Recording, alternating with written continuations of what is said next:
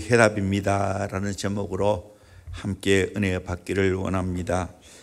내가 자주 인용했는데 1년을 내다보는 자는 씨앗을 심고 10년을 내다보는 자는 나무를 심고 100년을 내다보는 자는 인재를 키운다 라고 말했습니다. 정말 다음 세대는 좋은 인재를 키워야 됩니다. 꿈을 가지고 인재를 키운다면 큰 역사를 이룰 수가 있습니다. 손흥민 선수 다 알죠? 이분이 토트넘에서 5년간 885억 원을 주락하고 있습니다. 얼마예요? 885억 원. 그런데 그 아버지가 꿈을 꿨습니다. 그 아들을 유명한 축구 선수를 만들기 위해서 일찍이 독일 유소년에 입단해서 살아가기 얼마나 힘들은지 120만 원짜리 똥차를 몰고 거기서 살아갔습니다. 꼴리지 않고 열심히 운동을 시켰습니다. 양발을 자유자재로 찰 수 있도록 만들었습니다.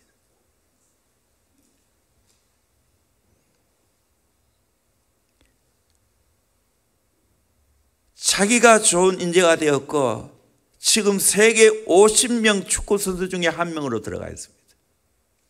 그리고 또 감사한 것은 이 아버지 또 손흥민 선수가 지금 강원도에 100억에서 120억 들여서 우리 다음 세대 꿈나무들을 키우기 위해서 축구장을 만들려고 하고 있다는 겁니다. 정말 꿈을 꾸고 인재를 키워내니까 이런 아름다운 열매를 맺게 되어졌습니다. 지금까지 차범근 선수가 대단했지만 그것을 능가해서 손흥민 선수가 지금 이름을 떨치고 있다는 사실입니다. 우리 예수님은 하나님 나라를 꿈꾸고 12명의 제자를 키웠습니다. 우리 모두도 하나님 나라를 꿈꾸고 내가 제자가 되고 또 제자를 키워야 됩니다. 이 꿈을 꿔야 됩니다. 저는 35년 전에 정말 어려운 상황이 있을 때 깊이 기도할 때 주님이 제게 이 꿈을 주었습니다. 잘 아는 말씀 마태복음 28장 18절에서 20절 말씀. 모든 민족으로 제자를 삼으라. 이 말씀에 의지해서 오늘까지 35년간 제자 훈련을 해왔습니다. 또 가정에서 내 아들을 예수 제자 만들기 위해 끊임없이 노력해 왔습니다. 이제 그 아들이 결혼해서 손녀가 나왔지. 나는 제자 3대를 꿈꾸고 있습니다. 가정에서 수직 제자 훈련을 해야 됩니다. 또 우리 교회에서 수평 제자 훈련을 해야 하지. 정말 예수의 제자를 키우는 게 해답입니다. 다음 세대를 꿈꾼다면 내가 제자가 되고 내 자녀를 예수의 제자로 키워야 됩니다. 제자 3대를 이루어야 됩니다. 이 꿈을 절대로 놓칠 수는 없습니다. 목숨 걸고 이 꿈을 꿔야 됩니다. 우리 교회가 해야 할 사명이 무엇입니까? 다음 세대 인재가 해답인데 예수의 제자를 키워내야 됩니다. 이거 우리 모두가 달려들어야 됩니다.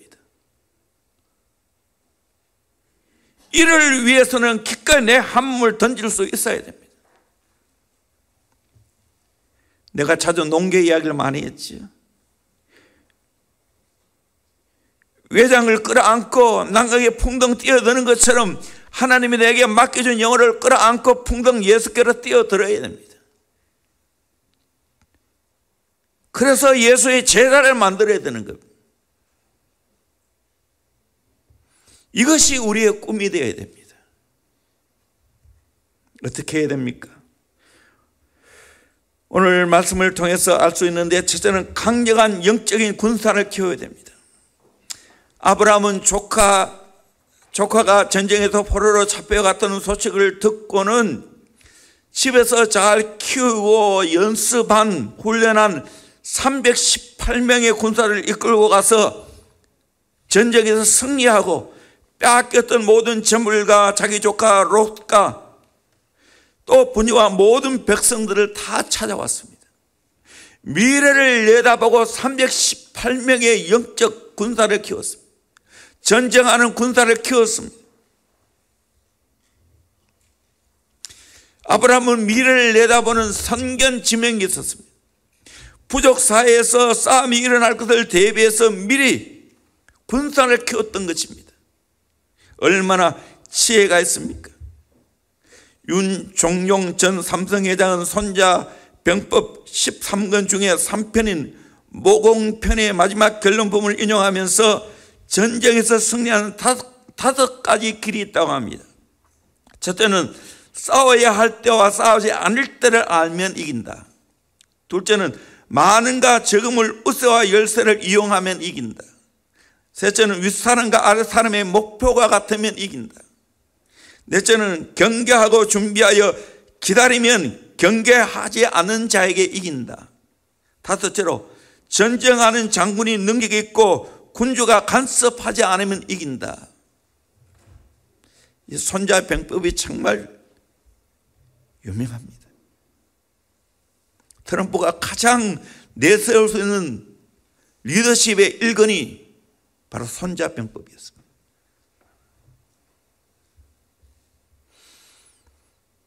그러므로 우리는 미래를 내다보면서 하나님의 인재를 키워야 됩니다. 환난을 대비해서 하나님의 인재를 키워야 됩니다. 오늘 많은 그들이 힘이 없습니다. 세상에 나가 실패하고 좌절하고 돌아옵니다. 영적인 패배자가 너무나 많이 있습니다. 수많은 상처를 안고 살아갑니다. 죄를 이기지 못하고 살아가는 자가 너무나 많이 있습니다. 세상의 정욕을 이기지 못하는 자가 너무나 많이 있습니다. 물론 이들을 교회에서 영적인 병원이 되어서 치료해 줘야 됩니다. 그런데 더 중요한 것은 사명자를 키워야 됩니다. 강력한 예수의 군사를 키워서 나도 승리하고 수많은 사람을 승리의 길로 인도하는 그 강력한 영적 군사를 키워야 됩니다. 교회가 병원이 되어야 하지만 지옥의 문을 깨어 부수는 군대의 전초 기제의 역할을 감당해야 됩니다. 강인한 영적 군사를 키워야 됩니다. 제자비전 아카데미의 대표적인 구절처럼 심령이 강한 세례 요한 같은 자를 키워내야 됩니다. 그 사람이 세상을 다스립니다. 다윗처럼 적장 골리앗을 때려잡는 강력한 영적 군사를 키워내야 됩니다. 교회에서 기도를 강조하고 새벽에 저녁에 기도를 강조하는 이유도 여기 있습니다. 정말 저는 이렇게 교회 안에서 제자표전에서 잘 키운 이 10대들이 새벽을 깨우고 저녁에 뜨겁게 기도하고 가는 것을 보면 감동이 많습니다. 되겠다. 미래 희망이 있다.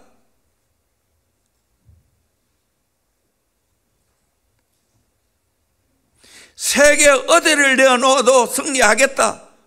질 것이며 5이 100을 쫓고 100이 만을 쫓는,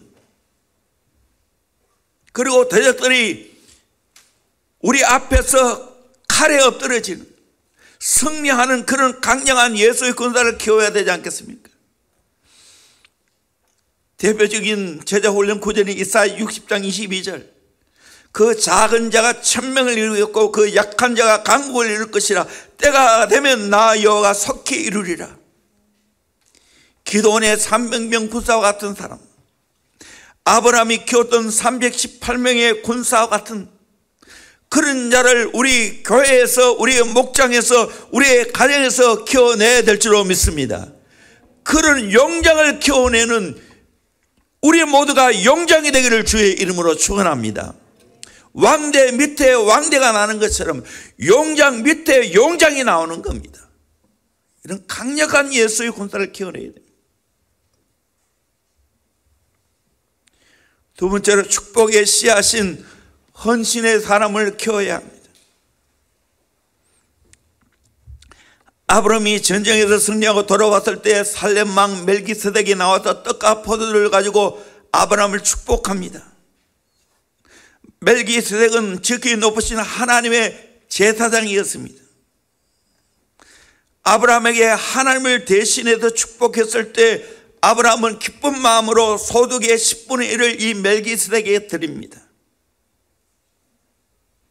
오늘 우리도 아브라함처럼 하나님의 축복을 받고는 받은 축복을 감사해서 기꺼이 11조를 들 줄 아는, 헌신할 줄 아는 믿음의 사람을 키워내야 됩니다. 더 나아가서는 내 인생을 젊을 때부터 예수께 드리는 헌신자를 키워내야 됩니다. 그 헌신자가 바로 축복의 씨앗입니다.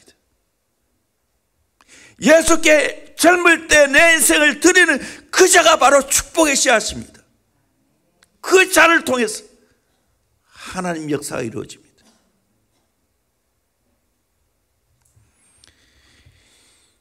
오병이의 기적을 읽을 때 작은 아이가 바친 물고기 2마리 버릇 5개지만 주의 손에 올려졌을 때 기적을 일으켜진 것처럼 우리의 인생 젊을 때 예수께 드려지면 그 사람이 축복의 씨앗이 될 줄로 믿습니다. 하나님의 큰 축복을 일으키게 될 줄로 믿습니다. 저는 이 꿈을 꿉니다. 정말 내 인생을 예수께 드리고, 정말 내 인생을 주님의 몸된 교회에 드리고, 부족하지만 저와 같이 인생을 예수께 드린 예수의 제자를 키워내기로 소망합니다. 보다 더 일찍이 예수님께 드릴 수 있기를 소망합니다. 깨끗하게 살기를 소망합니다. 거룩하게 살기를 소망합니다. 청소년 시절, 젊은 시절에 죄와 세상에 물들고 타락한 사람 말고 일찍이 주께 헌신한 축복의 씨앗을 키우고 싶습니다. 하나님은 그 자를 통해서 오늘날 또 일하십니다. 기업에도 잘 키운 사람이 몇만 명을 먹인다고 하지 않습니까? 손정희 보세요. 일본에 우리 한국 사람인 그가 그곳에 들어가서 얼마나 큰 기업을 일으켰습니까? 저는 영적으로도 마찬가지로 생각합니다. 내가 내 인생을 젊을 때부터 어릴 때부터 헌신하여 드린다면 하나님이 나를 통해서 축복의 씨앗이 되어서 하나님의 큰 기적과 큰 축복을 일으킬 줄로 믿습니다. 그런 자가 되기를 주의 이름으로 축원합니다. 그런 다음 세대를 키워내기를 주의 이름으로 축원합니다. 세 번째로 미래의 주역들을 키워야 됩니다. 우리가 정말 다음 세대를 꿈꾼다면, 미래를 꿈꾼다면 미래의 주역을 키워야 되지 않겠습니까? 일본의 마츠시다 전기, 내셔널 파나소닉 창업자 마츠시다 고노스케, 그는 21세기 일본을 떠맡고 이상을 치는할 정치가와 경영자를 양성할 목적으로 1980년에 마츠시다 정경숙을 설립했습니다. 정말 여기서 일본을 이끌어가는 정치가를 키웠습니다. 경영자를 키웠습니다. 엘리사도 선지 학교를 세워서 인재를 양성했습니다. 우리나라 남강 이수근 선생도 미래를 내다보고 인재 양성했습니다. 오산학교가 바로 그 학교 아닙니까? 민족의 범으로 키웠습니다. 삼성 이건희 회장도 다음 시대를 이끌어갈 인재를 키워냈습니다. 그 인재를 불러 모으는 일에 자기의 에너지를 절반 이상을 투자했다고 말합니다. 그래서 인재의 3단계를 나누었습니다. CEO의 대접을 받는 슈퍼급이 있습니다. S급. 주력 사업의 핵심 추진 인력으로 분류되는 A급. 가능성이 확인되어 머지않아 S급으로 양성 가능한 H급, 하이 포텐셜급, 이렇게 나누어 인재를 키웠습니다.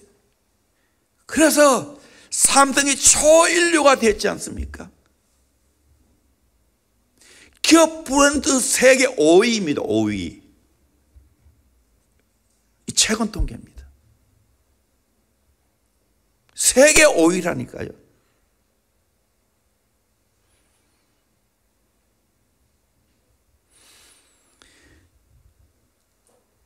어디에서 인재를 키웁니까?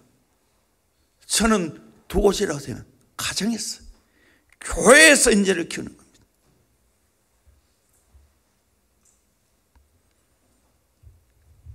잭 웰치도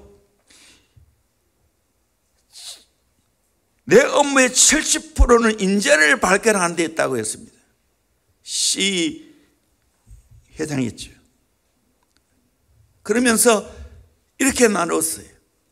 스피릿이 있고 능력이 있는 사람, 이 사람은 꼭 필요한 사람입니다. 정신도 살아있고 능력도 있는 사람. 두 번째는 스피릿도 없고 능력도 없는 사람이 있습니다. 1순위로 잘라야 할 사람입니다. 셋째는 스피릿이 없는데 능력이 있는 사람이 있습니다. 넷째는 스피릿은 있는데 능력이 없는 사람이 있습니다. 이 두 가지 중에 어느 것이 좋습니까? 스피릿이 없는데 능력이 있는 사람, 스피릿이 있는데 능력이 없는 사람. 스피릿을 먼저 봤어요. 스피릿이 있고 능력이 없으면 능력은 키우면 된다는 겁니다. 스피릿이 없으면 안 된다는 겁니다. 이 본질이 중요하다는 거죠. 저는 싱가포르에 몇 번 가봤는데 참 갈 때마다 감동이 됩니다. 작년인가요? 또 싱가포르를 가서 감동을 받았어요. 날로 바뀌어집니다. 이번에 가보니 전에 없었던 건데, 거기는 싱가포르 자체가 산이 없으니까 그야말로 세멘트를 통해서 이 높은 곳을 그렇게 원형으로 쌓아 올려서 빙빙 돌면서 올라가도록 만드는데 그 벽에다가 전부 식물을 심어놨습니다. 폭포를 만들고 얼마나 멋있는지.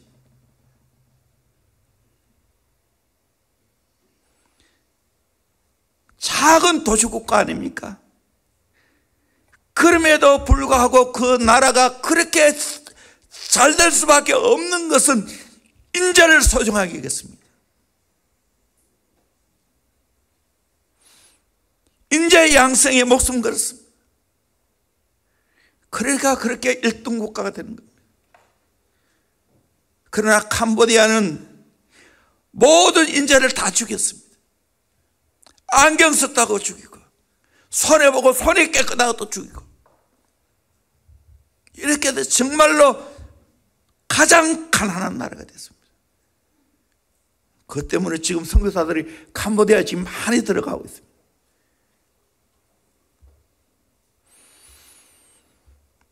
저는 꿈을 꾸고 소망합니다. 이 대형교회가 앞으로 정말 좋은 인재를 많이 키워내는 멋있는 교회가 되기를 소망합니다. 이 꿈을 함께 꿀 수 있기를 주의 이름으로 축원합니다. 저도 곰곰이 한번 생각해 봤어요. 처음 제자빈을 세울 때는 영적인 것을 바로 잠닫고 정신이 없었습니다. 거기에 포커를 맞춰 열심히 그에 집중했습니다. 이제 어느 단계에 와서 이제는 우리 교사들이 더 실력을 키우겠다 생각하면서 계속해서 실력도 키우자 강조하고 있습니다. 근데 그거 쉬운 게 아니에요. 그러나 분명한 스피릿이 있으면 실력은 커갈 수 있게 될 줄로 믿습니다. 동시에 내가 그런 실력과 능력이 없다 할지라도 내 분명한 스피릿이 있으면 그런 실력 있는 인재로 키워내게 될 줄로 믿습니다. 부모가 실력이 있습니까? 그러나 잘 키울 수 있어요. 나도 객관적으로 보면 내 아들만큼 공부 못했어요. 실력이 없어요.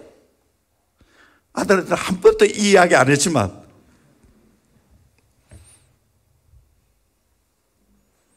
내가 어떻게 가르쳐내겠어요? 그러나 꿈이 있고 도전 정신이 있었습니다. 항상 1등 해야 된다. 항상 한 발 앞서서 영어 수학은 앞장서서 가르쳤어요.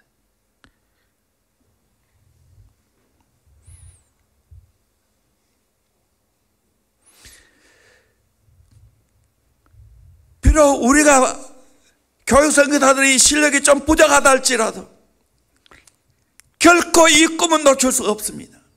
하나님이 우리에게 맡겨준 아이들을 최고의 실력가로 키워야 되겠다는 그 꿈을 놓지 않기를 주의 이름으로 축원합니다. 최고의 실력은 사실 공부 잘하는 은사가 따라와야 돼요. 그래서 원래는 정말 이런 좋은 실력가가 좀 배출됐어요. 앞으로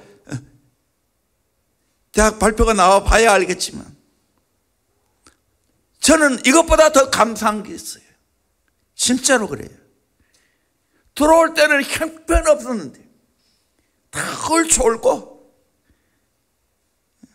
공부할 마음이 전혀 없고 그러니까 당연히 기도도 못하고 예배 시간에 정말 졸고 있고 이런 애들이 시간이 흐르고 세월이 흘러서 자리 잡기 시작합니다.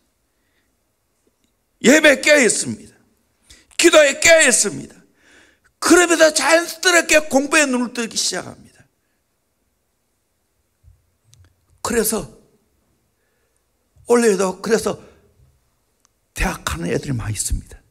저는 기대가 됩니다. 정말 이런 아이들이 더 하나님 앞에 감사합니다. 다 안 되는데 영적으로 잡히니까 다 하나하나 세워져 가는 모습, 삶이 잡히고 실력이 잡히고 그러니까 그 아이의 마음에는 감사가 있습니다. 선생님에게 감사를 합니다. 그 부모님도 진짜 감사합니다. 제자 앞에서 안 만났으면 우리 아이가 어떻게 됐을까? 공부도 못하고 삶도 안 되고